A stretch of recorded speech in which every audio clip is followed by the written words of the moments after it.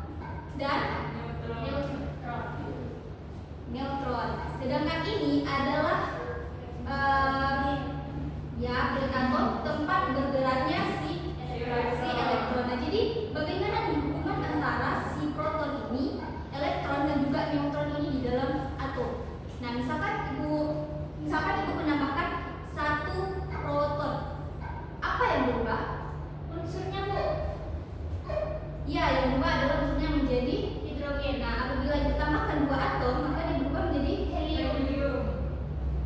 Dan begitu setelah ketika itu tambahkan 3, dia berubah menjadi helium. Oke. Nah, kemudian elektron. Hubungan elektron ini adalah apabila proton dan elektronnya sama, maka muatannya apa? Netral. Nah, apabila dia elektronnya itu lebih banyak dari si proton, apa yang terjadi? Minus. Muatannya menjadi negatif atau itu negatif. Nah, apabila dia itu lebih banyak protonnya, apa yang terjadi? Muatannya positif. Nah, kemudian neutron. Ketika ditambahkan neutron, apa yang akan terjadi? Tadi di nomor masanya ini ada 1 itu neutronnya.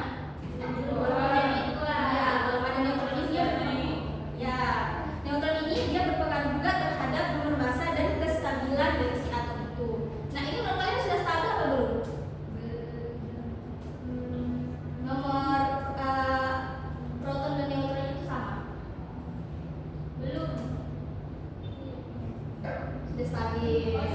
Jadi kalau misalkan neutronnya itu lebih, maka dia menjadi unstable. Oke, lanjut ke perkembangan model atom. Nah, yang pertama itu ada model atom Thomson. Model atom Dalton. Nah, jadi model atom Dalton ini dia menggambarkan atom itu kecil, bulat, dan tidak bisa dibagi lagi. Nah, ternyata atom Dalton ini dia masih memiliki kelemahan. Mana kelemahannya? Kelemahannya itu adalah dia tidak dapat menjelaskan adanya partikel subatom, yaitu proton, elektron, dan neutron.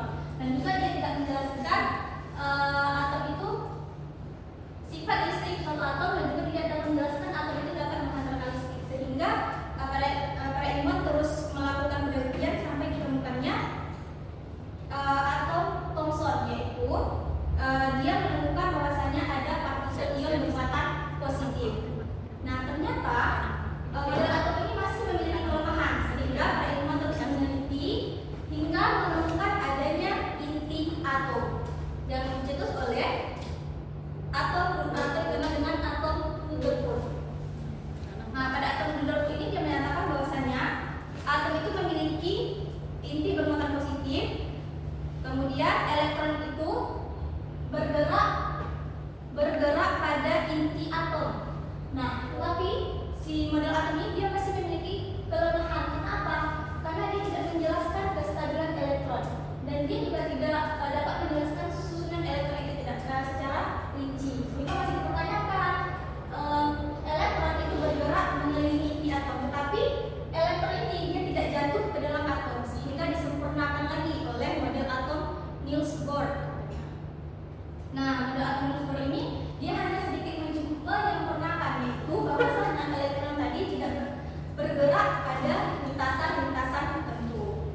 Nah, ternyata model atom ini pun masih memiliki kelemahan, yaitu dia hanya berlaku pada atom hidrogen aja, hanya memiliki 1 atom hidrogen aja. Kemudian dia tidak menjelaskan atom itu berelektron banyak, hingga muncullah model atom yang sampai saat ini kita kenal, yaitu model atom mekanika kuantum.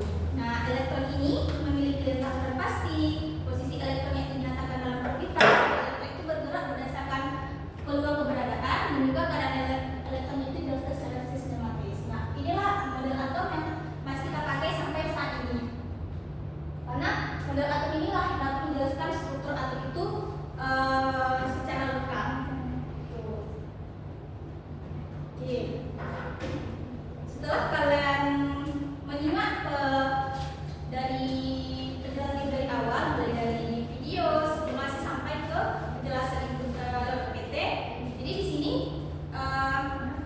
ibu akan membentuk kalian beberapa kelompok untuk menyelesaikan LKPD yang ada di sini. Saat itu akan membagi menjadi 3 kelompok. Satu kelompok terdiri dari 4 sampai 5 orang. Ibu bagi sendiri atau kalian yang bagi? Oke. Ya. Nah, jadi pada LKPD itu ada 2 kegiatan.